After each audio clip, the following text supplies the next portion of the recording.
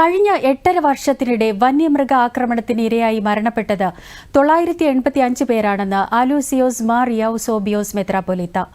വന്യജീവി ആക്രമണം തടയുന്നതിലെ സർക്കാർ അനാസ്ഥയ്ക്കെതിരെ കേരള കൌൺസിൽ ഓഫ് ചർച്ചസിന്റെ നേതൃത്വത്തിൽ നടത്തിയ സെക്രട്ടേറിയറ്റ് മാർച്ച് ഉദ്ഘാടനം ചെയ്യുകയായിരുന്നു അദ്ദേഹം.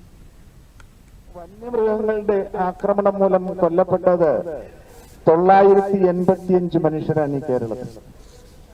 985 മനുഷ്യരുടെ ജീവന് വില കൽപ്പിക്കാതിരിക്കുന്നു എന്ന് പറയുമ്പോൾ ഭരണകൂടത്തിന്റെ ഉദ്ദേശം എന്താണ്, അല്ലെങ്കിൽ അവർക്ക് എന്താണ് ഈ സമൂഹത്തിന് വേണ്ടി ചെയ്യാൻ സാധിക്കുന്നത് എന്നുള്ളതാണ്.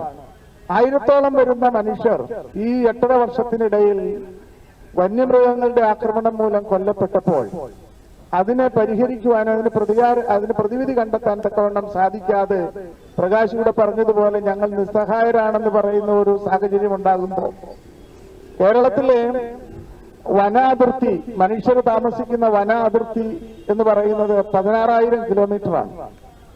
16,000 കിലോമീറ്ററിൽ ഏകദേശം 400-ഓളം പഞ്ചായത്തുകളും ഈ 400-ഓളം പഞ്ചായത്തുകളിലായിട്ട് വനാതിർത്തിയിൽ താമസിക്കുന്ന 1.5 കോടി മനുഷ്യരുമുണ്ട്.